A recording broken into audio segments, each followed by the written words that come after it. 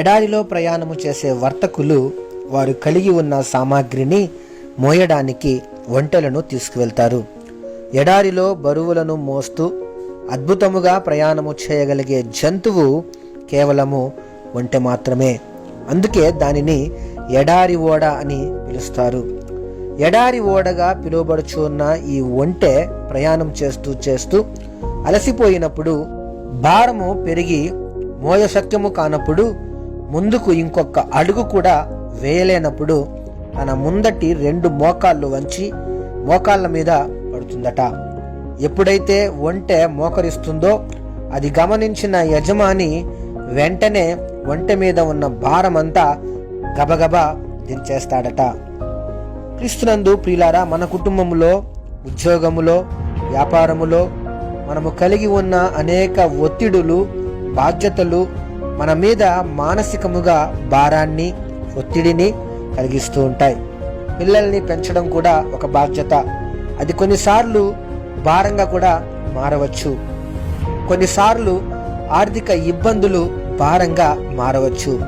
బాధ్యత కలిగి ఇంటిని, పిల్లలను పట్టించుకోవలసిన భర్త నిర్లక్ష్యముగా ఉన్నప్పుడు ఆ ఇంటి బాధ్యత భార్యకు భారంగా మారవచ్చు. ఈ విధముగా ప్రతి ఒక్కరి జీవితంలో ఏదో ఒక విధమైన భారము ఉండవచ్చు.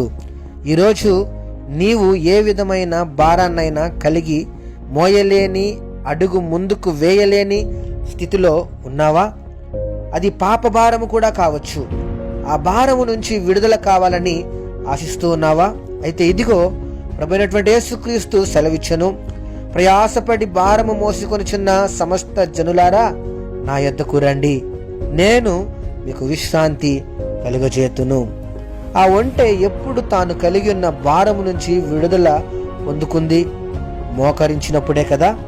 కావున నీవు ఈరోజు కలిగి ఉన్న భారాన్ని బట్టి చింతించక దేవుని సన్నిధిలో మోకరించి ప్రార్థించినట్లయితే ఆయన నీవు కలిగి ఉన్న ప్రతి భారాన్ని తీసివేసి నీకు విశ్రాంతిని అనుగ్రహించును. మరొక విషయం కూడా గమనించాలి.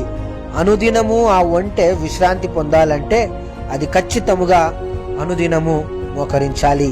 అదే విధముగా అనుదిన జీవితంలో మనము కలిగి ఉండే భారముల విషయములో దేవుని యొక్క సహాయము పొందుకోవాలంటే ఖచ్చితముగా ప్రతి దినము, దిన ప్రారంభములో ఆయన సన్నిధిలో మోకరించే వారమై ఉండాలి. అనుదినము ఆయన మా భారము భరించుచున్నాడు అని దేవుని వాక్యం సెలవిచ్చినట్లు మన ప్రభువు ప్రతి దినము మన భారములను భరించువాడు. ఆయన యొద్దకు వచ్చువారి భారములు ఖచ్చితంగా ఆయన భరించువాడు. నీ భారము యెహోవా మీద మోపుము, ఆయనే నిన్ను ఆదుకొనును అని దేవుని వాక్యము సెలవిస్తుంది.